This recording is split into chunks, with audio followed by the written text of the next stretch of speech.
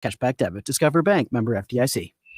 Would you let animals pick your insurance? Do you really need to experience mayhem to get the best rates? Or how about a celebrity quarterback or fake university saving you money?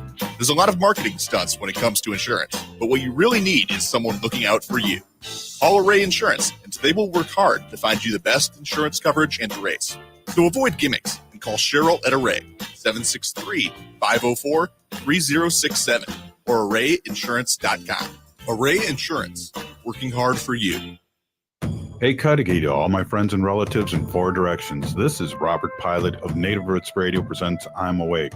I'm here to ask you for your support. Finding honest Native-centered news is not easy, but with your support, we're able to provide accurate information about Standing Rock, Line 3, treaty violations, and COVID-19 in our Native communities. Please visit Native Roots Radio Network on Patreon and donate if you can. That's Native Roots Radio Network on Patreon. Pinigigi, and thank you for your support.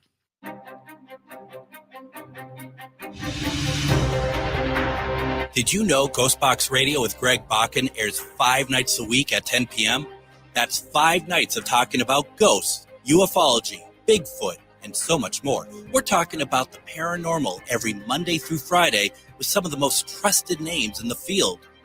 Join us and step into the unknown with Ghostbox Radio with Greg Bakken, Monday through Friday at 10 p.m. Only if you dare. Since when are houses disposable? I know.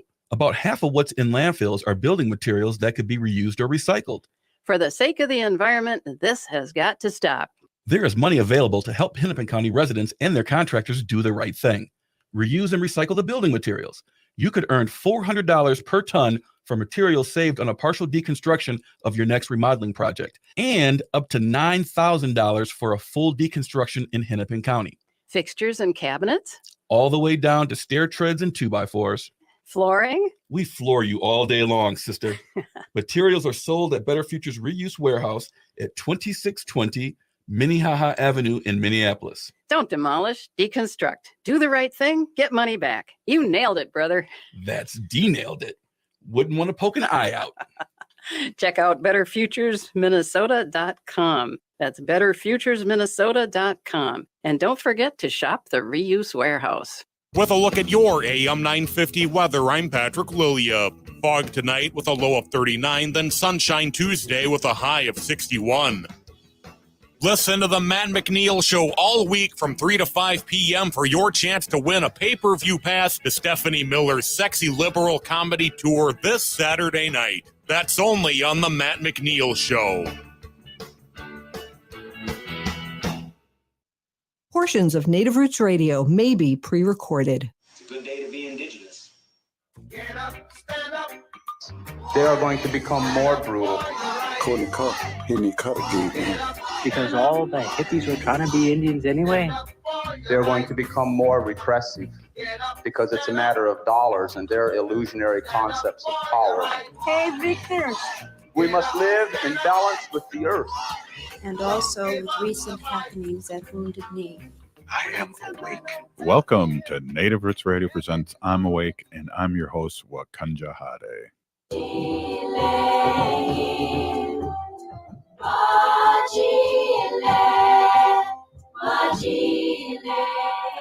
Hey, Cudahy to all my friends and relatives in four directions. You are listening to Native Roots Radio presents I'm Awake, and I'm your host, Robert Pilot. Hey, we discuss local and national Native news and events, and as you know, Haley, Native issues are human issues, and human issues are Native issues. They are, Robert. This portion of the show is supported by a Native American community clinic on Franklin Avenue in Minneapolis, honoring health and tradition. I love that tagline. I really do. And we're here with Dr. Stately, and we're going to talk a few things. And I know Dr. Stately, really thanks a lot. You are the CEO and president of Native American Community Clinic here in the Twin Cities, Minneapolis. And what a great tagline. And I appreciate you coming on. I know you're a little under the weather, and I don't know if you'd like to talk a little bit about that, but it's good to see you. And it looks like you've bounced back pretty well. Oh, yeah. Well, thank you. I appreciate the well wishes. Yeah, I was sick with COVID, I think, for probably the last week, maybe 10 days. The worst was like the first 2 or 3 days. just kind of like came out of nowhere. Well, actually, it didn't come out of nowhere. It came out of somewhere, but no one really knows because we're walking around these days, all of us pretty much, sort of like not always knowing if the person next to us is sick or the person across the room is sick, or, you know, if you have allergies or if you have this or that. One of the reasons why I think we have to get, it just reminded me, myself personally, to sort of like do a better job of trying to, you know, track my symptoms. You know, I think you and probably all your listeners know this about me too, is what like I'm allergic to dogs and cats, and I live with 2 dogs and 2 cats. 2 of those animals sleep in my bed, like right next to my head. So hard for me to know if I have allergies or if I'm having like, you know, a little bit out of COVID. So, you know,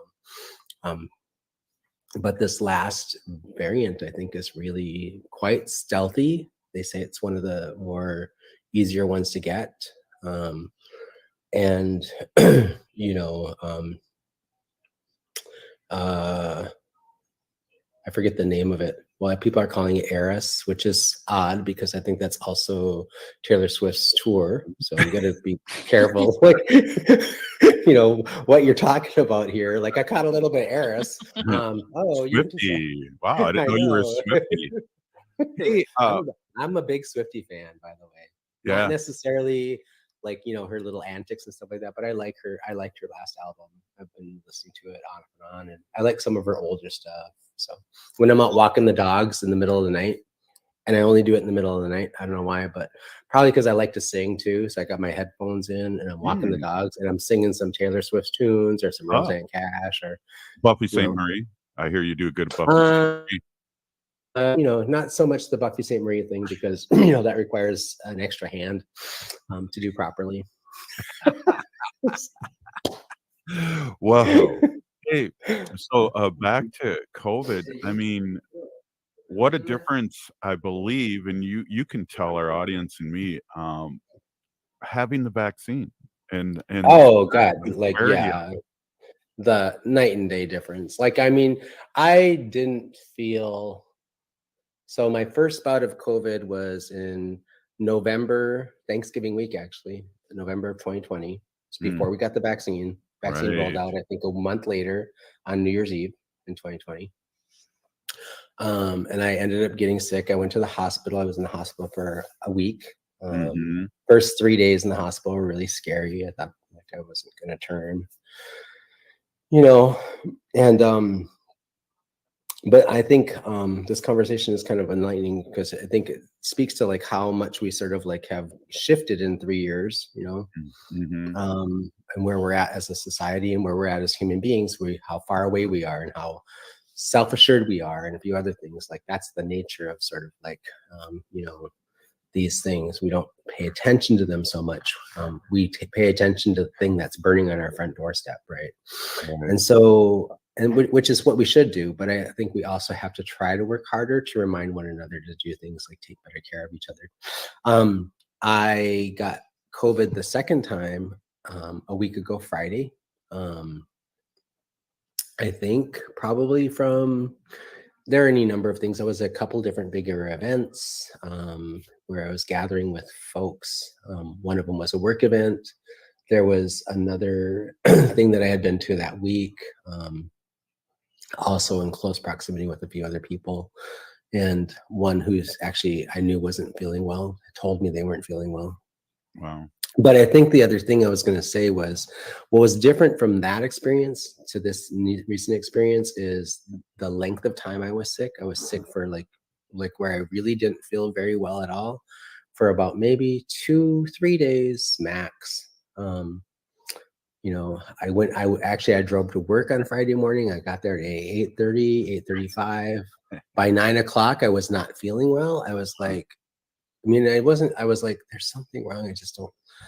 So I was like, well, I'm going to go to the bathroom, maybe get a cup of coffee and see, you know, and myself, I'm kind of the person who like, I start to feel a little bit unwell, and rather than like go home, which is what I ended up doing. Actually, I usually power through.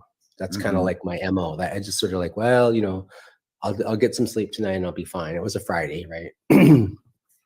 And And I was like, literally like within a half an hour, my legs started aching, my hips were aching. And when I get sick, like with the flu, it's usually starts in my legs and my hips. Like I feel it in my joints first, anywhere else. Wow. So I had this experience about 5 years ago before COVID, where I ended up getting the flu, and I was actually at a baby shower of my friend, my niece at MIWC in their, in their social space. And I hit a brick wall. I was like right in the middle of like, I don't know, the thing with the balloons where you're trying to guess. I don't know what the hell I was doing anyway. But I was like, all of a sudden I was like, I hit a brick wall, and I was like, and I had no energy, and I was like, what is going on? And I sat down and I started feeling, I was like, walked up to my niece. I didn't even touch her because she's pregnant. I was like, I got to leave. I'm sick. I know that there's something wrong. So drove home. It was the middle of the snowstorm too, all the way from Twin Cities to Shakopee, which is where I was living at the time. In the middle of a snowstorm, like about to feel like I was dying. And that was about how I felt on Friday. Like I didn't feel like I was going to die. My everything in my entire body hurt. Like I couldn't get comfortable in my bed. I couldn't fall asleep. I drank, half a bottle of NyQuil. I didn't lose my sobriety because it was for medicinal purposes. And I just like, that first day was horrible. And the second day was a little bit worse. High fever, shaking. At one point I was shaking so bad I couldn't even like pour a cup of tea. And I was like, so like I went into my room, stayed in my room, like, didn't come out unless I was wearing a mask to be around my family. And, and I just minimized as much exposure to other people as I could until I started to feel demonstrably better. So I was in there about 3 days. Wow. So it was bad, but the benefit was I caught up on 2 seasons of Res Dogs, finished the whole entire thing. Right on. Good. That is a good thing. And then, when you take NyQuil, I think it isn't a relapse unless you start singing karaoke. If you start singing karaoke, yeah, no, I was too sick to sing karaoke. See, you worked in a good way. I was right on the line though, I was going to dance to the other side really easy. Yeah. I got just a quick question. So I'm assuming, and please correct me if I'm wrong, there are people still passing away from COVID. There are actually. Vaccinated. And actually, one of the things that's an important thing for us to talk about here is that still to this day, 3 years post-pandemic, Native Americans are the most impacted group. We are more likely to be hospitalized. We are more likely to be severely hospitalized and end up in the ICU. And we are the most likely to die per capita. So let's not forget that. Right. Let's talk a little bit about that in the next segment. Hey, we're here with Dr. Stately, CEO and president of Native American Community Clinic, and telling his own story, which really helps us learn about this disease and what's going on in the Native community health-wise. So thank you, and we'll be right back after this short break. Stay with us. We are your relatives. We are your relations. Brothers, sisters, sons, daughters. And some of us are your grandchildren. We are your community. Historically, we held places of honor and respect. Because of the impact of colonization, some of us are rejected, thrown out from family, friends, and community, set up as targets for sexual violence, sex trafficked, humiliated, tortured, and murdered. Everybody has the right to be safe. We are your relatives. Remember, homophobia is not traditional. Sponsored by the Minnesota Indian Women's Sexual Assault Coalition. Getting bus and train information in your language just got easier. Customers who call Metro Transit at 612-373-3333 are able to select language options at the start of the call. Access Next Trip, their automated real-time schedule information tool, and other Metro Transit assistance by calling 612-373-3333. For more information about other transit informational tools, visit metrotransit.org/tools. Be a vaccinative. As the fall season continues, new COVID-19 variants threaten the health of not just you, but our elders as well. These new variants might even evade previous vaccines. That's why it's important to stay up to date. The newly authorized vaccines target current variants effectively and are FDA approved for ages 6 months and older. But there is an important note. These are the first COVID vaccines to be commercialized, which means there may be costs associated with them. Speak with your health insurer about your coverage before scheduling an appointment to avoid a surprise bill. For those without health insurance, help is available. Ask your health clinic about options or visit vaccines.gov for free locations. Getting vaccinated protects you from severe disease. Don't put yourself or elders at risk. So be a vaccinative and protect our community. You can visit vaccines.gov for free vaccine locations. This message is brought to you in partnership with the Minnesota Department of Health.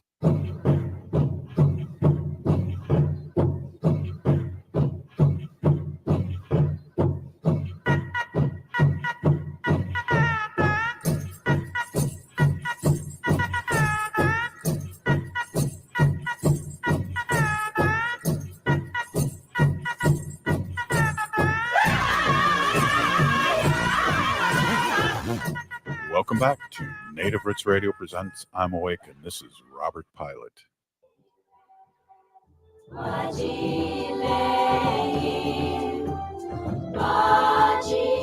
Hey, welcome back to Native Roots Radio presents I'm Awake. This portion of the show is supported by Minnesota Indian Women's Sexual Assault Coalition. Hey, Native Roots Radio will be doing a live show at 1 p.m. from the Minnesota History Center with Native American initiatives on Saturday, October 21st from 11 to 2 for the opening of their new exhibit, Our Stories. Hey, we're excited too. We'll be down there. We're going to be going an hour commercial free, and we're going to be grabbing people and having them come on and talk about the exhibit. And I hear rumors Dr. Stately might be there too, so we might have to bring him a free T-shirt or something to come on, and because he's a busy guy. But hey, welcome back, Dr. Stately. Thank you so much. Hey, I got a quick question. We were talking about COVID and kind of, and I asked you a question about people are still passing away over it, and you mentioned a big fact that Native Americans are really in the forefront of this deadly disease still. And I wanted to ask you, what is different now, per se, to the days of when the vaccine first came out and there was, lines of people around the block trying to get a vaccine? Yeah, I think that there's a number of things that have happened. One is that, back when we first rolled out the vaccine in 2020 and early 2021, there was a tremendous amount of sort of incentivizing that was happening for people to get their vaccines, in a number of areas, especially with like high risk people. So like the elders, people who are 65 and older, or in Indian country, I think we sort of set the bar at like 50 or 55. People getting their vaccine first, and then frontline workers and those kinds of folks, fire rescue, medical people, those kinds of things, people who are in the service industry. There was a lot of effort, teachers, a lot of people, a lot of effort put into starting getting the people who are on the front lines and the most high at risk to get vaccinated, which was, a big part of that. And you could go someplace and get a vaccine and get like a $50 gift card, which is like, just not what we're doing anymore. It's like, and we had these big, huge vaccination stations all over the place. Remember, you could go down to the armory, you could go to the airport, 24 hours practically, and get a vaccine, get a test. We just don't have those things anymore and a big part of the reason we don't have that is like, for the most part, at least here in the United States, a number of other developed countries, it's kind of under control. I mean, under control in the sense like, we've been able to identify it. We have the technology to identify it. We have the technology to treat it. It's a lot like, it's become, it went from being a global wide pandemic to being like in certain communities in certain countries, specifically developed countries that have a lot of money and a lot of infrastructure. It's become a lot more of an endemic, which is like what the flu is or what your seasonal cold is or a few other things. It's like it comes around every year, it comes around frequently. You're going to get it, but you're likely not to die from it unless you're at high risk.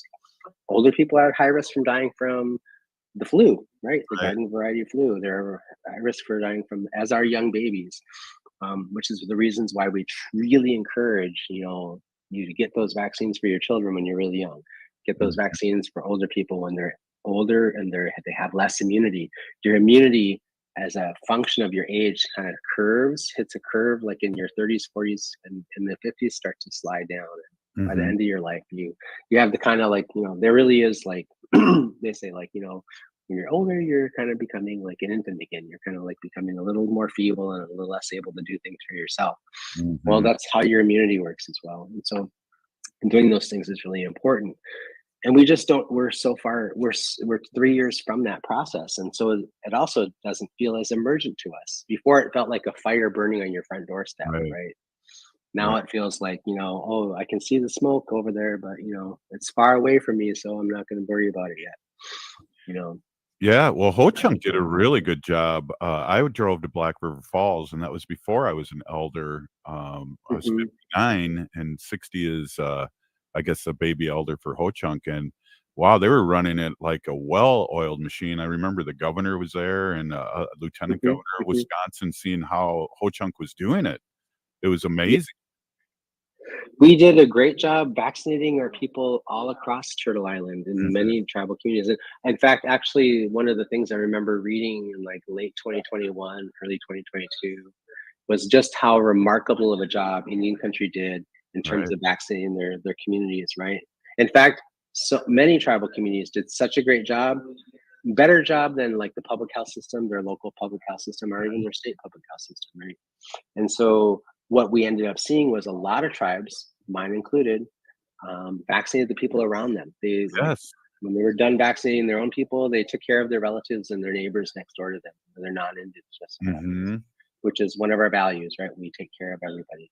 We're related to everyone, kind of thing. And so that was remarkable. And I think one of the things that I just think we've sort of kind of have relaxed a little bit about it. So, we don't see the body stacking up on New York Times and the news. We don't see people in, so like it doesn't feel as emergent and it doesn't feel as critical. But I think one of the things I would say specifically in Indian country is we can do a better job of vaccinating our kids and our more vulnerable people. We just have to try to do a reminder of that. It is hard though. It's hard to accomplish that in this day and age where there's not vaccination centers everywhere. Right. Like if you have to go to the doctor, you have to pull into NAC, or if you're up north and you got to go to Sanford, or you got to got to drive 50 miles to go get. It's like you're just not gonna get that accomplished as well. So it requires us in our communities to think strategically about how we're going to accomplish that better. Yeah, that's a really good point. I'm thinking, I'm glad we're talking about it, you and I, because I'm thinking I'm going to New York here in a week, and I've heard so many people get COVID from traveling. So I need my booster immediately. Our Ho Chunk Nation during General Council was just a few days late of having the shot for COVID, but they did give out flu shots, and I got one of those, and I got a free. And wear a mask on the plane if you can. I don't know if I know that there was some research that was done that shows like the airplanes have been updated with really great ventilation systems now. That was something that was accomplished in 2021, 22. But what's not ventilated very well is that little thing that you gotta walk through. Yeah, the walkway from the terminal to the plane, which is like you're lined up like sheep in there breathing each other's air. So like if you wear a mask in there for sure. And close your eyes. I definitely will. And I for some reason I did not get COVID, and I was in LAX, and you know how that airport is. That's like shoulder. That's God, it's like Mexico City in there. Yeah. Not because of the Latino, but just the pack. You're just like packed in. I haven't been to LAX in like 15 years, maybe 14 years. Well, from now on, when I fly to California, I go into Orange County and I rent a car. It's faster. It's sometimes and less expensive. More bougie too, I think. Yeah. Last time I went there, I saw Pamela Lee Anderson. Oh, wow. She was bougie too. Well, yeah, I saw, the first part of her, and then I saw the rest of her later. No, I'm just kidding. Jeez. So you must have been talking about her big blonde hair. Yeah, exactly. Yeah, very odd. Yeah. Well, yeah, that's really good advice, and I think that's a really another good reason why we're bringing this up again too. Is that I'm thinking about it more. It's out of sight, out of mind. Like you said, it's not in the news. People aren't being packed in freezers now, but there's still people passing Yeah. away. Yeah, there are people still dying. There's still there's I think the last time I checked, which is probably about a week or two ago, I forget for what reason. But I was reviewing some articles on it and updates on it. But to this day, still, there's about 10, between 10 and 20 people a day in the United States dying, which is way less than hundreds, right? Or thousands. So that's good, really good. But 10 people a day, that's quite a bit. So that's 3,000, 4,000 people a year. Yeah. It's not insignificant, it still is up there with other things like certain cancers and other kinds of conditions that they're taking people's lives more frequently. So, Well, Dr. Stately, am I assuming again? I'm not a doctor, and Wendy's not on right now, but I'm assuming that this variance could change too, in a sense of become more deadly if we're not keeping track of it. And I'm also assuming if we would have took care of this in the very beginning and got everyone vaccinated, we wouldn't be dealing with all these variances. well, I mean, I think it's possible. It's just not probable, right? Okay. And so, like this virus, like a lot of viruses, is what we would call a smart virus, right? So I was thinking about I'm not sure if it's going to end up being something like HIV, where it's just a pandemic or an epidemic that sort of like impacts, countries that are poorer, that have less infrastructure and things like that. It's likely that will be the case, right? So it'll be around for a while because we just don't have.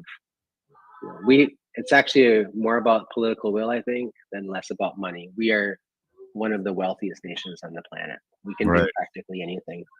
It's about like what we set our will to do. Exactly. That's a great point, and I'd like to talk a little bit more about that. That's an excellent point about a lot of things that happened during COVID that should be happening now, and that's a really interesting point. Hey, we're here with Dr. Stately, and you're listening to Native Roots Radio presents I'm Awake.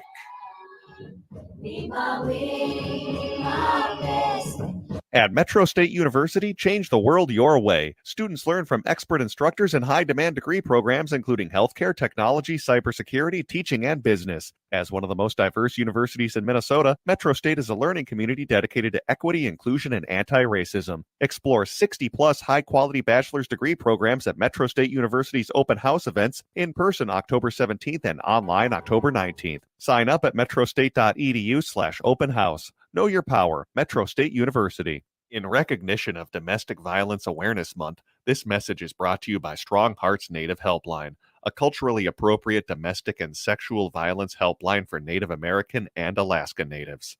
Advocates provide free support and advocacy 24/7. Call or text 1-844-762-8483. That's 1-844-7-NATIVE, or chat online at strongheartshelpline.org.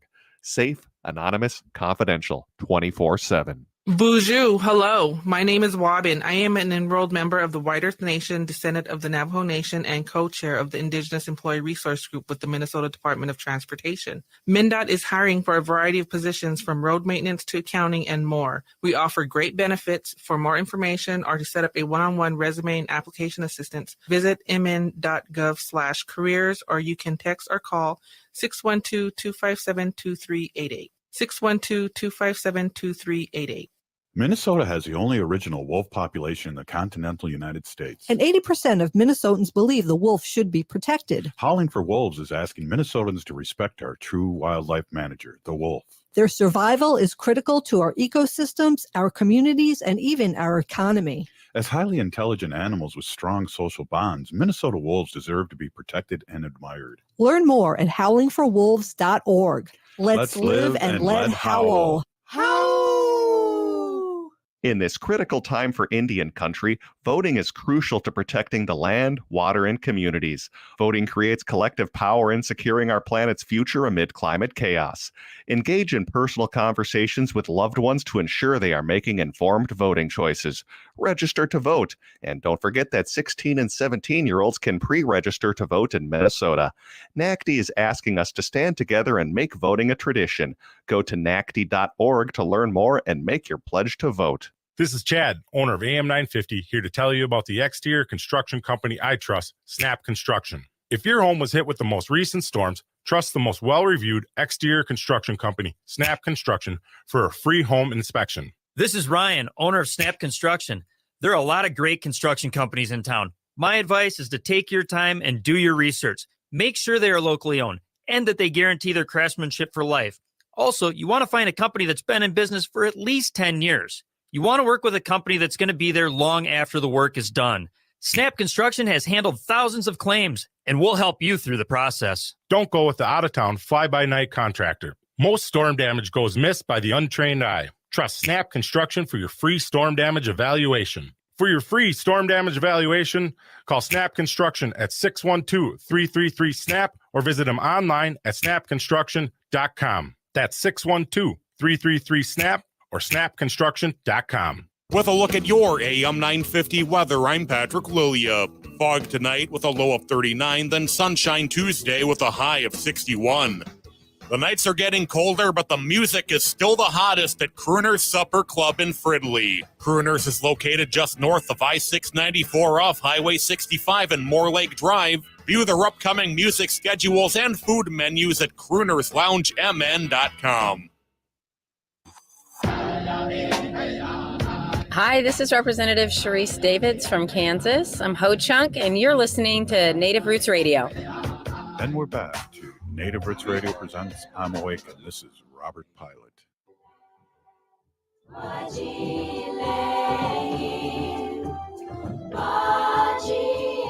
Hey, welcome back to Native Roots Radio presents I'm Awake.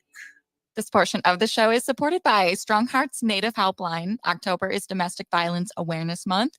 Call or text 1-844-762-8483. That's 1-844-7-NATIVE.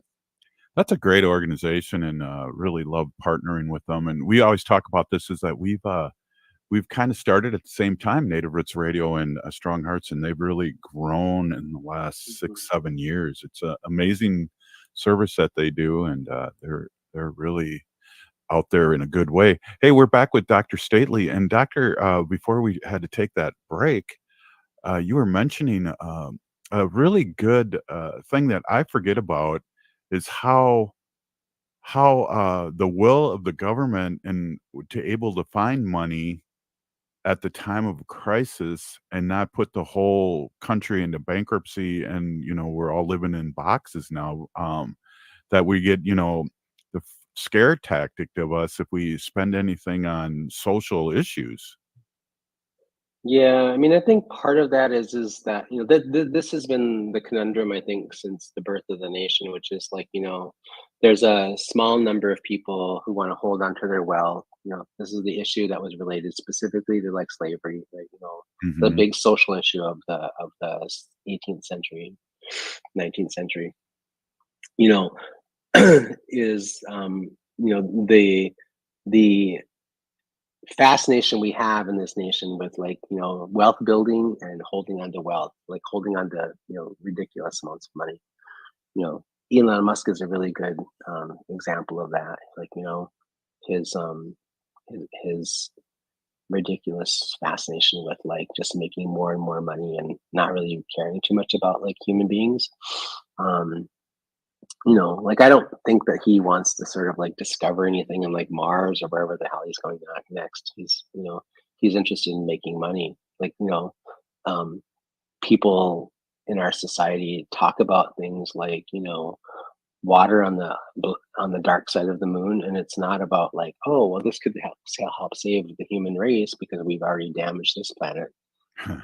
the 5 or 6 people that are talking about this are all talking about like who gets to claim it and who gets to the right to sort of mine it, and then Yeah, exactly. And we just lost Dr. Stately for a minute, Haley. But one of the things, it's amazing. I always say if we could get a one less B-1 bomber, we Yeah. could definitely feed the country, feed the world. we have enough wealth in this nation, if not the world, to end homelessness today if we wanted to. Like if we had the will to do it, right? It's not about do we have the money?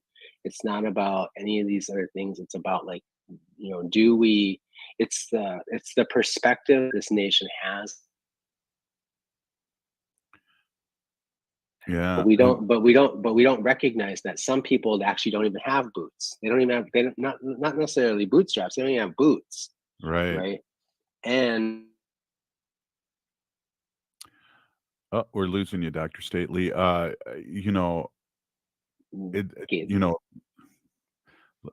Yeah, like you were saying, I'm sorry, we're losing you a little bit here.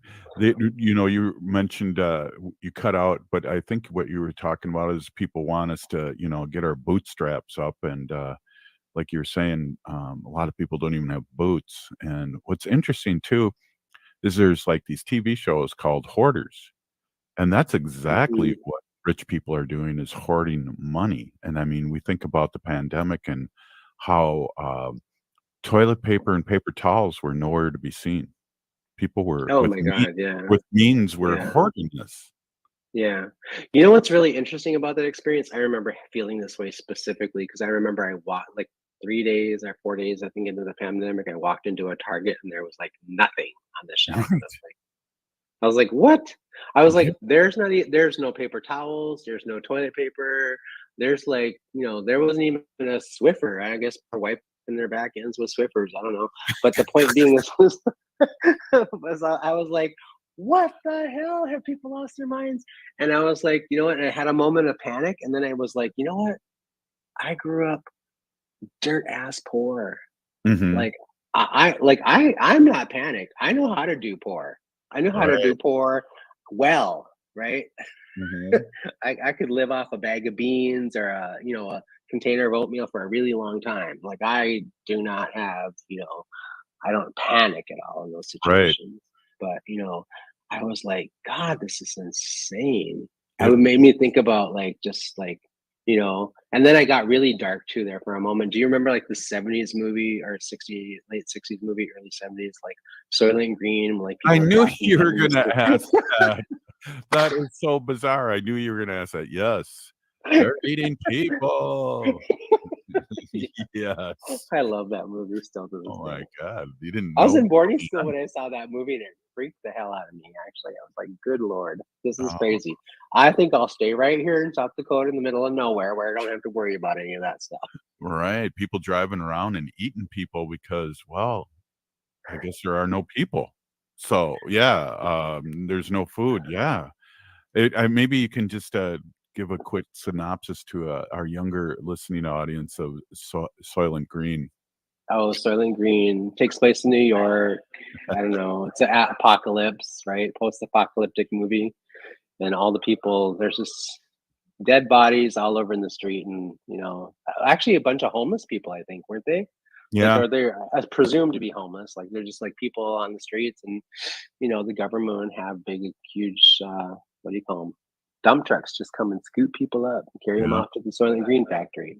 Right. And they're feeding the rest of the world, the wealthy, with the with the bodies of the people who are poor, which is interesting that 40 years later here we are.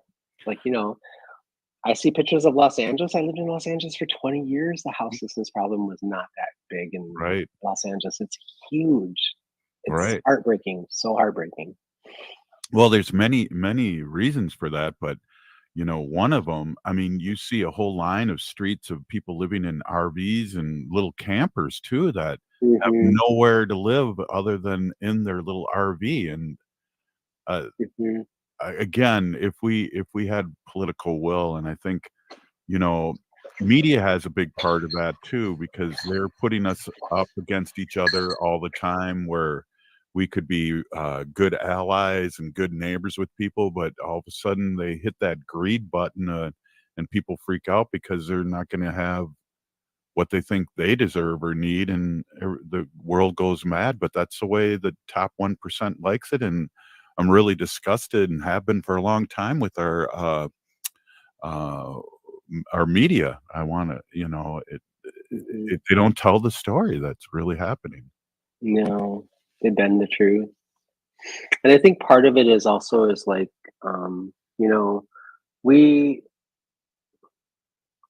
I talk a lot about this, to talk about like what it means to be a good relative, talk about like our indigenous principles and our indigenous ways of thinking.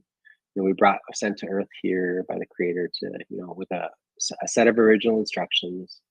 Those original instructions are those values and those directions that guide us to how to walk this path and be good relatives to one another and to share the resources we have, right? Because we are really like, that is, I think, one of the things we forget about. Like, the pandemic actually taught us some real critical lessons, like, that we are literally related to one another on this planet. There isn't something like, that can happen all the way over in China, or all the way over in Russia, or all the way over in the Ukraine, or somewhere else in, the Sudan or African country, that isn't going to impact us in some way. Like, until we sort of kind of get that through our heads and understand, like, we have a responsibility to not take care of just what's at our front door. We have a responsibility to take care of, the smoke that's on the horizon, and a few other things. Like, we have to do a better job of that. Yeah. Otherwise we all perish, because my ability to survive is directly tied to your ability to be well and healthy and well-being. So if I don't fundamentally understand that, we're going to all perish. Well, and the funny thing too is, when you hear people talking about, global warming and all the things that are happening to Mother Earth, they're acting like the Earth will be gone. It's us. The people will be gone. The planet's still going to be here. Yeah, right. Like, we're going to be the dinosaurs that whatever generation talks about earlier. Like, well, remember there used to be human beings here, right? There were. Yeah, exactly. It was funny. I saw a video, and maybe it was one late night on TikTok, but I saw a video well done about what would happen in the next 100 years if people passed away to the planet. And of course, there would be big problems with the nuclear plants. But it would take they wouldn't even know we were here 500 or 1,000 years ago. I mean, that's how brittle, I guess, that the human race can be, and what we're doing to ourselves. Yeah, it's crazy. I mean, there's just like crazy stuff. Like, I don't know, like, sometimes I stay up way too late. Like, like, I'm the opposite of the person that stays up late at night watching like those things on television, where you see like the animals in the cages and a few other things, and then that's like crazy, like, end of the world stuff that's on there. Right. I read like the media articles, and I read the stuff on in like, my Apple News and stuff like that.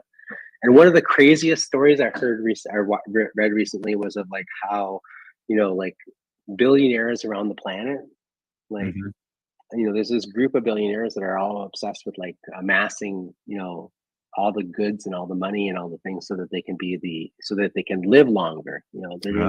There's one guy who's like spending all of his money, and he doesn't work. He like takes like 100 or 500 pills a day, and he takes all this stuff, and he's like trying to extend his life to like 150. I'm like, good luck, dude. If you're 150 years old and like there's no earth left, like, and you have all that money, what are you gonna do with it?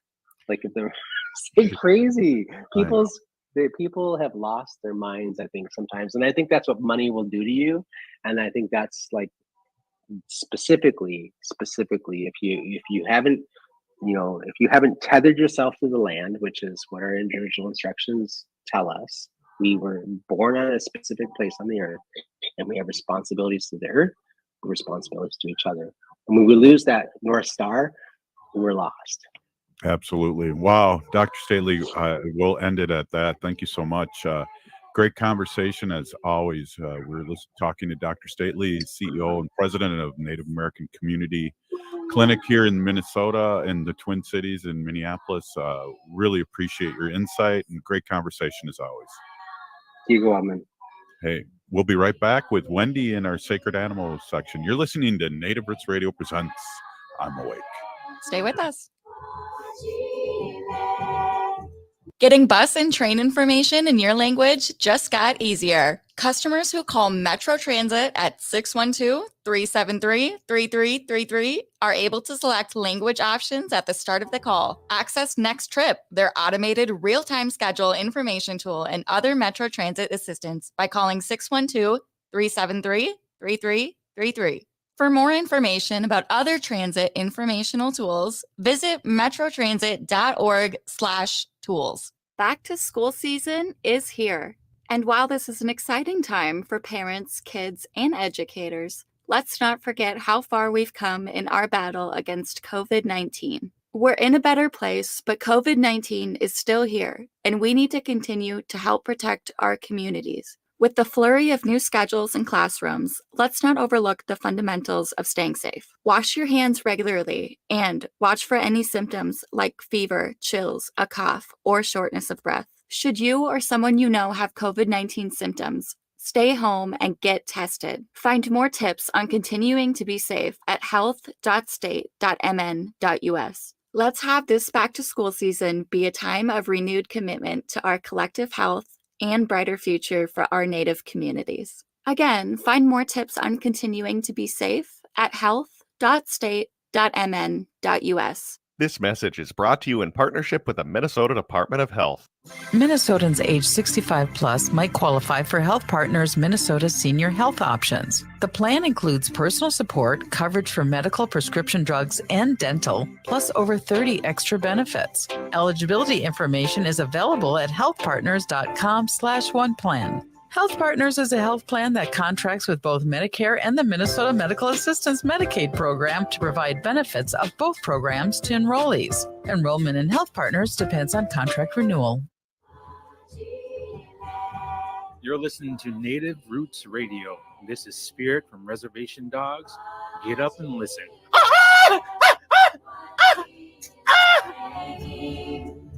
Welcome back to Native Roots Radio presents I'm Awake, and this is Robert Pilot.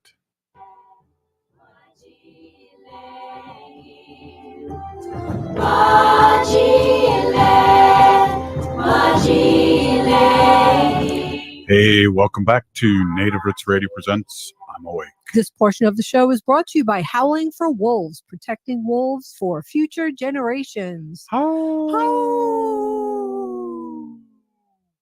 Hey, I want to introduce my awesome and beautiful wife, Wendy. Wendy's been an animal advocate for many years and learned so much over the years, and I'm willing. I'm ready, willing. Ready and willing. Yeah, to hear some more. So take it away, Wendy. Yeah. Hey, everybody. My name is Hanaji. That means cares for them. I was given that name by my Dega Curtis. Curtis goes by Mashke Hanajinga, which means walks on white clouds. I'm a humane policy volunteer leader for the Humane Society of the United States, and I work on animal issues at the local and state level. Yes, you do. Yeah. Local. Yeah, local. Yeah, so last week I was telling everybody that a group of us went to meet with Mayor Carter's office. We got to meet with his executive assistant. His name was John. And what we did was we presented an ordinance which we'd like to get passed in St. Paul called Fur-Free St. Paul. Wow. Yeah, so this ordinance already passed in Minneapolis. So I want to start by saying, and I want to be very clear about this, that the Fur-Free St. Paul does not include fur used in Native American tradition and ceremony. So Right. I just want to say that. And the language in the bill depicts that. So I just want to make sure that everybody understands that. Yeah. But what we're talking about here is people who wear like luxurious fur coats, right? And these animals are kept in horrific conditions their whole lives. And kept in the small cages, and they can't move around and everything like that. And, they're hardly fed, they're hardly taken care of. And then when it's time to use their coats, usually how they do it is by anal electrocution. Jesus. Yeah, I'm sorry to have to say that, but that's the truth. Yeah. Because that does not ruin their fur, right? Oh my God, yes. Right. So I'm going to read a little bit here from the Humane Society of the United States.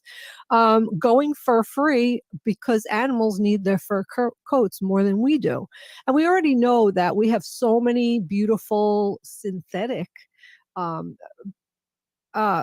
things that we could use and what we could wear that look really great. So on fur factory farms around the world, millions of rabbits, foxes, mink, chinchillas, and raccoon dogs spend their entire lives in cramped cages, deprived of the ability to engage in natural behaviors, only to be cruelly gassed or electrocuted at the end. In the wild, animals are caught in crippling leg hold traps for days without food or water. These archaic traps are indiscriminate and often maiming and killing non-target animals. Like your dog goes for a walk. And we've had plenty of, remember, Robert, we met that guy whose dog got caught in one of those traps and killed. Yeah. Ugh. So these, they do kill non-target animals. So what we want to do, and it's all in the name of fashion, right? Mm-hmm. Yeah. So Humane Society of the United States, with your support, we're leading the fight to pass laws and secure corporate commitments on this critical issue. Together, we can create a fur-free future. Dillard's is the last remaining major department store in the United States that still sells fur. The Humane Society of the United States has tried to work with Dillard's on the fur issue for over a decade. It is needlessly cruel and bad business decision. So you could go on the Humane Society of the United States, their fur free page, and you could sign the petition. And I think it's important for Dillard's to understand that. But consumers' concern for animal welfare is leading fashion brands across the country to move away from coats and fur. Neiman Marcus, Macy's, Nordstrom's, Gucci, Prada, Chanel, Coach, Burberry, Versace, Michael Kors, Armani, and In Style magazine are just some of the companies that have announced fur-free policies.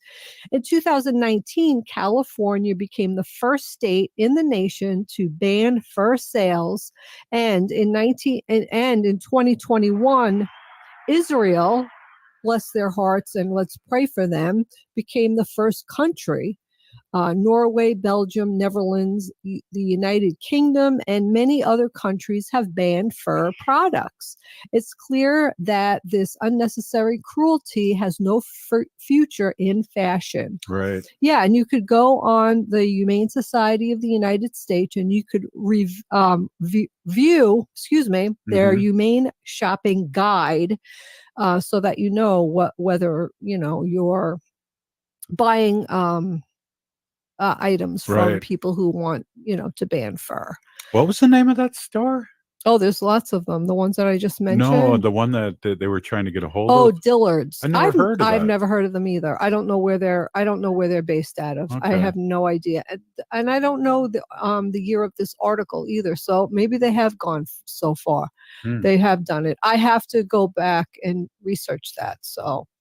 Yeah, 100 million animals are killed for fur each year. Approximately 85% of these animals come from the fur factory farms. Right. The rest are trapped in the wild. Yeah. Factory farms. Here we go. Yep, exactly. Yeah, exactly. And you know what? Not only is it bad for the animals, it's also bad for the environment as well. On and on and on. And it's all greed, and it's like multinational corporations that a lot of times own these factory farms. And yep. And a lot of them are here in the United States and they're owned by China. Yeah. So 300 brands and retailers have adopted fur-free policies and are now offering warm and innovative alternatives instead. How like many? I said before, over 300. Yeah. Just had to put their claws up. So this is the one thing that really shocked me that I did not know. 100 animals or more are killed for one single fur coat. 100. Yep. Because they can only use Right, parts certain of the pelts of their fur to sew together to make a fur coat. So 100 animals are used to do a Crazy. single coat. I can't even remember this. I'm going to tell this story. Oh. It was like I'm going to say 1983. 1983. Okay, I had my big hair. Yeah, a lot of hairspray. A lot of hairspray, my big Aquanut. hair. I don't think I used Aquanet, but I used something like that, right? But furs were really big back then. Yeah. And I remember my mom for my birthday. What year did I say it was? 1982. So I was 21. Yep. And my mom bought me a raccoon fur coat. Raccoon fur coat, and I was like, wow, this is beautiful. I love it. Thank you, Mom. And I did. Like, I did not know anything about anything back then. I was like a stupid idiot. But anyway, I had the fur on and I wore it and it kept me warm, and I was like so, felt I was like so fashionable with this coat on, and I was in my car and I'm driving down the road and I stop at a light and the car in front of me has a bumper sticker on it. And the bumper sticker had the picture of the cutest raccoon you'd ever want to see in your life, with one tear coming down of its eye. Come on. And it said, "Every fur hurts." What the? And I said to myself, oh my God. And I started to cry right then and there. Like it hit me, like I made the connection that this thing that I'm wearing came from an animal's body. Right. Right. And I remember, like, it was cold. It was winter. I remember that was it. I took the coat off in the car and I never wore it again. I never, ever wore it again. And then, how many years later, Robert? Remember, I asked my mom for the coat. Remember that? How many years? I was here in Minnesota. So many, many years. I got the coat from my mom and I brought it to a organization that uses old fur coats, and they cut it up and they use it for orphaned animals. So the little orphaned animals will use the fur for that. And we were able to use it as a tax deduction. So there you go. That's it. Hey, Wendy, thanks again. You're listening to Native Roots Radio, and we'll be back tomorrow. Thank you so much. Thanks, Wendy. Free Leonard Peltier. Now.